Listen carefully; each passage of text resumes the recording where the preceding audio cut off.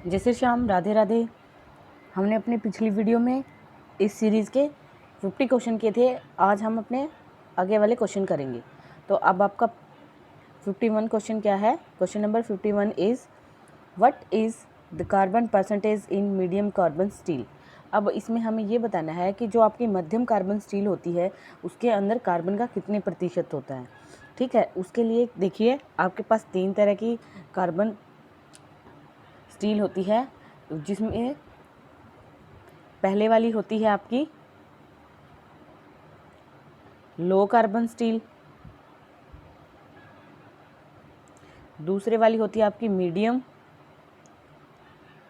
और तीसरे वाली होती है आपकी हाई। तो इनमें परसेंटेज का क्या रहता है? जो आपकी लो कार्बन स्टील है उसमें होती है आपकी 0.15 से 0.25%। ठीक है, मीडियम में आपकी रहती है 0.25 से 0.50।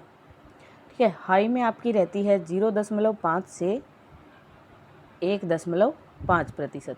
यानी कि देखिए जो आपकी लो है उसमें 0.15 से 0.25%, मीडियम वाली में 0.25 से 0.5% और हाई वाली में आपकी रहती है 0.5 से 1.5%। ठीक है, तो अब देखिए इसके बिहाफ पे हम अपने आगे वाले क्वेश्चन करेंगे। ठीक है, चलिए आपके क्वेश्चन नंबर 51 पर क्या कहता है आपका क्वेश्चन नंबर 51 कि जो आपकी मध्यम कार्बन स्टील है उसके अंदर कार्बन का कितने प्रतिशत है। अभी मैंने बताया 0.25 से 0.5, यानी कि आपका ऑप्शन नंबर सी करेक्ट हो जाएगा। ठीक है, तो आपका ऑप्शन नंबर सी इसका सही उत्तर है।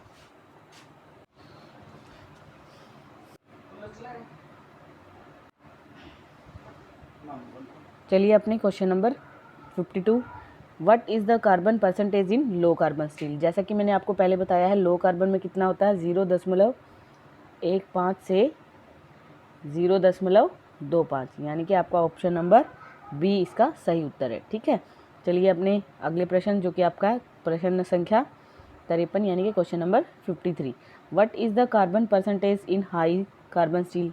ये भी मैंने आपको पहले ही बता दिया था 0.5 से 1.5% तक, जो कि आपका ऑप्शन नंबर डी करेक्ट होगा इसमें। ठीक है, तो ये थे आपके क्वेश्चन संख्या 51, 52, 53।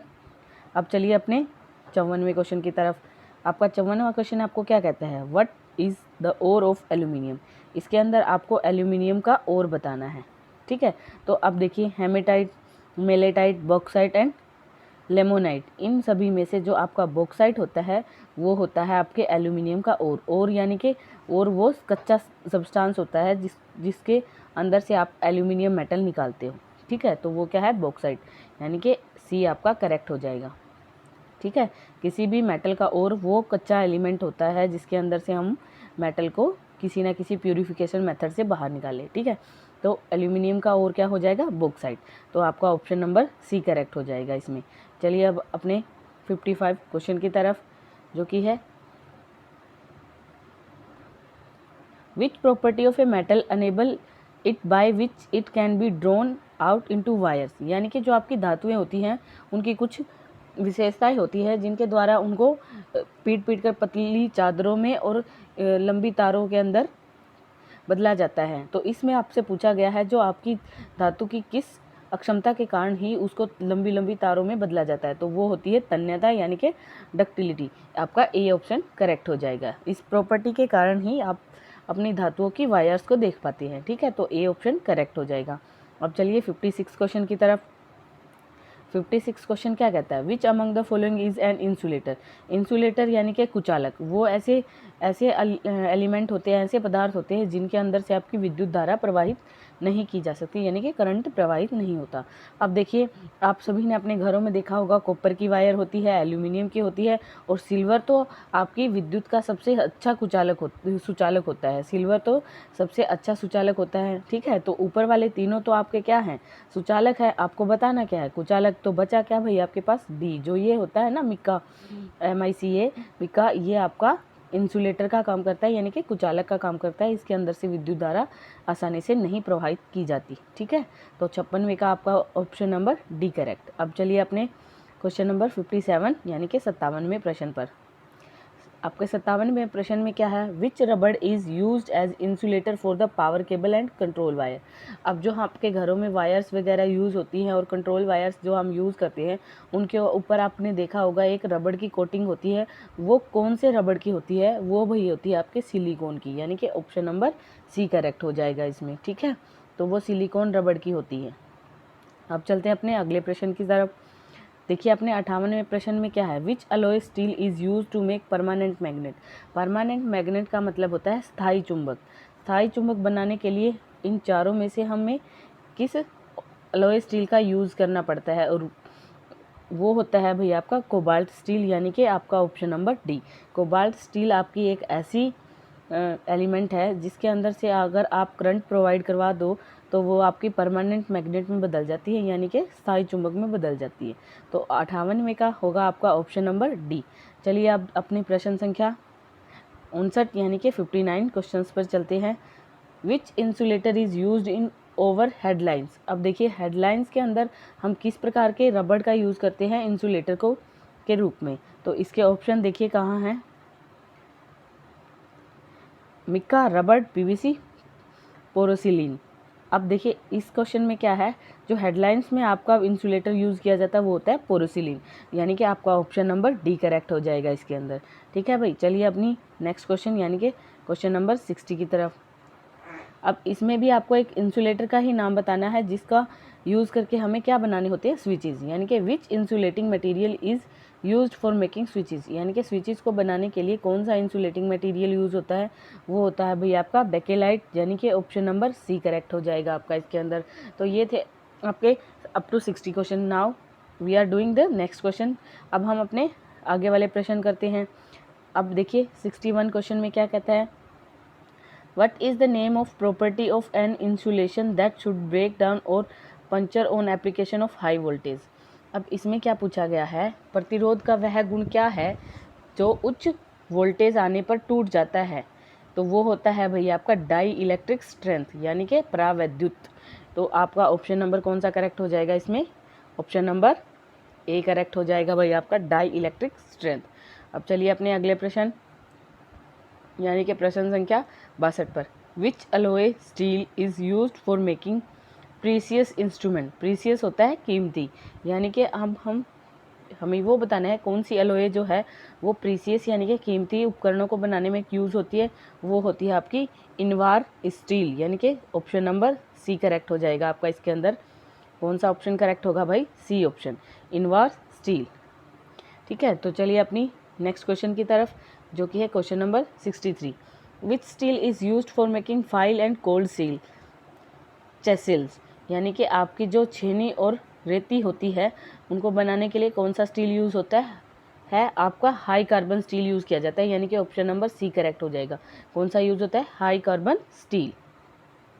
चलिए अपने अगले प्रश्न की तरफ, जो कि है आपका प्रश्न number 64, question number 64। What is termed as the quantity of matter contained in a body. अब देखिए किसी भी बॉडी के अंदर जो मैटर कंटेंड है उसको हम किसका नाम देते हैं, द्रव्यमान का, यानी कि quantity of a matter contained in a body, किसी भी बॉडी के अंदर जो पदार्थ की मात्रा होती है वो उसका द्रव्यमान कहलाती है, यानी कि आपका ऑप्शन नंबर सी करेक्ट हो जाएगा। अगर बात करें तो इसको इंग्लिश में क्या बोला जाता है, मास, यानी कि mass is the quantity of matter contained in a body. ठीक है, तो आपका ऑप्शन नंबर सी करेक्ट हो जाएगा। चलिए अपने नेक्स्ट क्वेश्चन पर। What is the force with which a body is attracted by the earth toward its centre. किसी भी बॉडी को सेंटर ऑफ अर्थ की तरफ कौन आकर्षित करता है, द वेट ऑफ बॉडी। आप लोगों ने सुना होगा weight of a body always act toward the centre of earth. किसी भी बॉडी का जो वेट भार होता है वो हमेशा किसकी ओर फोर्स लगाता है, सेंटर ऑफ अर्थ की ओर, वो उसी अट्रैक्शन के कारण लगाता है, इसीलिए इसका option number B correct answer हो जाएगा। चलिए अपने नेक्स्ट क्वेश्चन की तरफ। What is called mass per unit volume. देखिए आप लोगों ने एक रिलेशन पढ़ा होगा, डी यानी कि density is equal to mass upon volume. किसी भी बॉडी को के मास को यदि उसके वॉल्यूम से हम डिवाइड कर देते हैं तो उसकी डेंसिटी आ जाती है, यानी कि हिंदी में बोले तो घनत्व निकल आता है। क्या होगा इसका सही answer? Option number C, density या घनत्व। अब चलिए अपने अगले प्रश्न की तरफ, जो कि है 67। What is called the ratio between the density of a substance and density of water at 4 degree Celsius. यानी कि किसी भी पदार्थ का घनत्व और पानी का घनत्व 4 डिग्री सेल्सियस पर अगर वो अनुपात आप निकालते हो तो उसको क्या बोला जाता है? उसको बोला जाता है स्पेसिफिक ग्रेविटी, यानी ऑप्शन नंबर बी आपका करेक्ट हो जाएगा। ठीक है भाई, चलिए अपने अगले प्रश्न की तरफ, जो कि है 68 question. What is the density of aluminium. जो एल्यूमिनियम होता है उसकी डेंसिटी होती है 2.7 ग्राम पर सेंटीमीटर क्यूब। क्या होती है? 2.7 ग्राम पर सेंटीमीटर क्यूब एल्यूमिनियम की डेंसिटी। और वो आपका क्वेश्चन क्या होता है? आपका आंसर क्या होगा भाई? ए पार्ट। आपके क्वेश्चन में कौन सा ऑप्शन है? वो ए ऑप्शन। तो आपका ए ऑप्शन 68 का करेक्ट आंसर हो जाएगा। चलिए अपने अगले क्वेश्चन की तरफ, question number 69। What is the mass if the density of a body is given this and volume is given this। अभी हमने एक रिलेशन पढ़ा था कि density of a body is equal to mass upon volume. अब इसने क्या पूछा हमसे? मास हमें निकालना है, डेंसिटी और वॉल्यूम इसने दिया है। जो आपको वैल्यू दी गई है इस फॉर्मूला में रख दीजिए। यहाँ पे डी की जगह हमें दिया गया 7.6 is equal to M mass upon volume कितना दिया गया है भाई? 25 सेंटीमीटर क्यूब। ठीक है, तो अब यहाँ से देखिए ये 25 इधर डिवाइड में है, तो अब लेफ्ट साइड में जाके किस में चला जाएगा? मल्टीप्लिकेशन के में। 7.6 मल्टीप्लाई बाय 25, तो आंसर क्या आएगा इसमें आपका?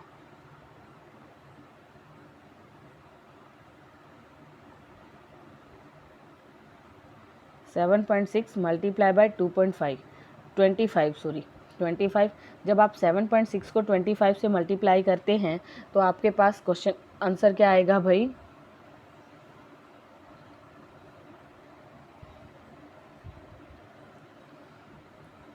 आपके पास ये निकल के आएगा 190 ग्राम, जो कि आपका ऑप्शन नंबर क्या है?